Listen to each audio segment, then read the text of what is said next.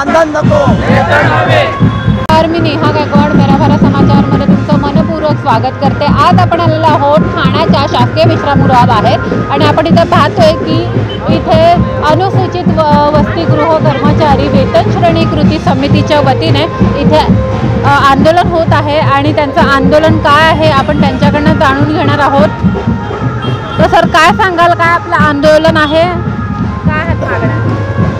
ताई, आम्ही अनुदानित वसतिगृह कर्मचारी असून आम्हाला मानधन तत्वावर आयुष्यभर आम्ही तुटपुंजा मानधनात काम करीत आहोत। आमच्यासारखेच आमच्या डिपार्टमेंटला जे बांधव आहेत त्यांना सरकारी स्केलप्रमाणे पगार मिळतो, पण आम्हाला मात्र मानधनावर ठेवण्यात आलं आहे। माननीय मुख्यमंत्री, यापूर्वीच्या अनेक मुख्यमंत्री यांनी आमच्या सामाजिक न्याय मंत्र्यांनी आश्वासनं दिली, आमची फाईल तयार केली आहे, परंतु आश्वासनापलीकडे काहीच होत नाही। गेले 11 महिन्यापासून या महाराष्ट्राचे लाडके मुख्यमंत्री माननीय शिंदेसाहेब यांनी आम्हाला लेखी आश्वासन दिलं आहे की तुम्हाला तुमच्या अनुदानित आश्रमशाळेच्या वसतिगृहाप्रमाणे स्केल देऊ, पण आमची मागणी आचारसंहिता लागायला आली तरी पूर्ण होत नाही, म्हणून आम्ही या ठिकाणी आंदोलन करीत आहोत। आंदोलन आहे त्याचं कारण काय, काय मागणी? कारण काहीच नाही, म्हणजे एकच मागणी आहे मॅडम, वेतन श्रेणीची। महाराष्ट्र राज्यामध्ये अनुदानित वसतिगृह हे 2388 आहेत आणि सामाजिक न्याय विभागातर्फे चालवली जातात आणि सामाजिक न्याय विभागाची ही योजना सर्वात जुनी योजना आहे। याच्यानंतर आलेल्या योजना मूकबधीर शाळा असतील, आश्रमशाळा असतील, अंध अपंग असतील, यांच्या सर्व कर्मचाऱ्यांना आज रोजी शासन वेतन श्रेणीप्रमाणे पगार देत आहे, पण आमचे जे 8104 कर्मचारी आहेत अनुदानित वसतिगृहावर काम करणारे, यांना शासन वेठबिगारीप्रमाणे राबवून घेत आहे। हा माझा स्पष्ट आरोप आहे।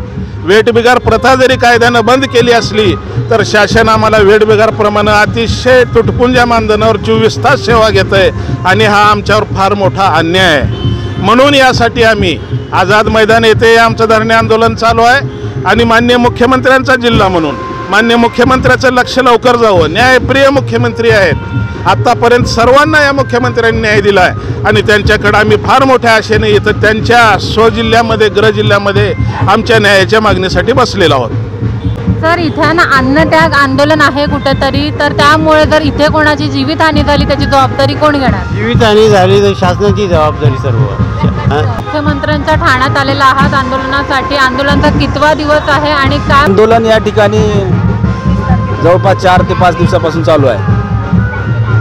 इथं आंदोलन करण्याचा एकच उद्देश आहे की मुख्यमंत्र्याचं लक्ष आमच्या मागणीकडे वेधलं जावं आणि महाराष्ट्रात अशी प्रतिमा झाल्या मुख्यमंत्र्याची की जी काम करणारा मुख्यमंत्री म्हणून, पण आमचं दुर्दैव असं आहे की आम्हाला मुख्यमंत्री भेटतच नाहीत। आमची मागणी त्यांच्यापर्यंत पोहोचावी, खात्याला मंत्री नसल्यामुळं आणि खात्याचे मंत्री आमचे मुख्यमंत्रीच असल्यामुळं आमचा प्रश्न हा पेंडिंग पडत आहे।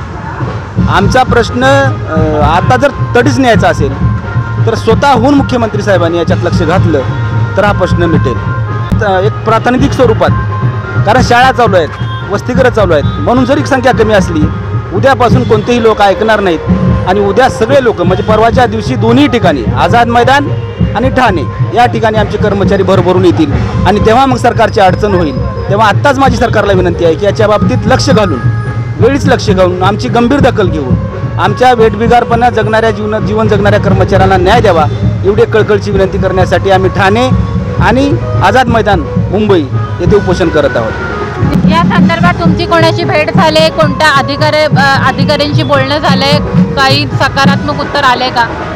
अद्यापर्यंत काही सकारात्मक उत्तर आलेलं नाही आहे आणि आम्ही म्हणजे मॅडम आम्हाला एकदम असं म्हणजे हेच पाहिजे, मानधन नको आहे, आम्हाला वेतन श्रेणी पाहिजे। आमचं काम वसतिगृह आणि शासकीय वसतिगृह हे दोन्ही कामं सारखीच आहेत, पण वेतन मात्र सारखं नाही आहे। आम्हाला अतिशय अल्प, म्हणजे फक्त 8500 रुपयामध्ये आम्ही काम करतो, एकदम अल्प, म्हणजे अल्प हे मानधन आहे आम्हाला मानधन नको आहे।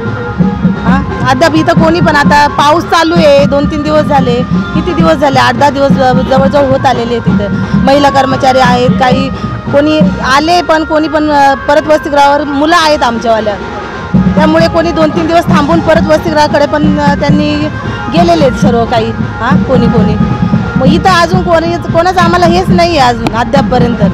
आणि आपण इथं पाहतोय की हे जे अनुसूचित वसतिगृह कर्मचारी वेतन श्रेणी कृती समितीच्या वतीने इथे ठाण्यामध्ये आंदोलन होत आहे। यांचं कारण हेच आहे की हे जे सगळे जे लोक आहेत जे आंदोलनासाठी बसलेले आहे आंदोलनकारी, तर यांना अत्यंत तुटपुंजा पगारामध्ये त्यांना काम करावं लागतं आणि 12-12 तास हे लोक काम करतात।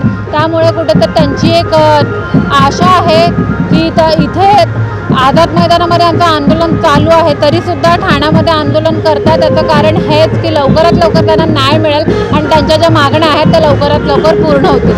अशाच नवनवीन अपडेटसाठी आपल्यासोबत जोडून राहा। नेहा गायकवाड, मेरा भारत समाचार, ठाणे।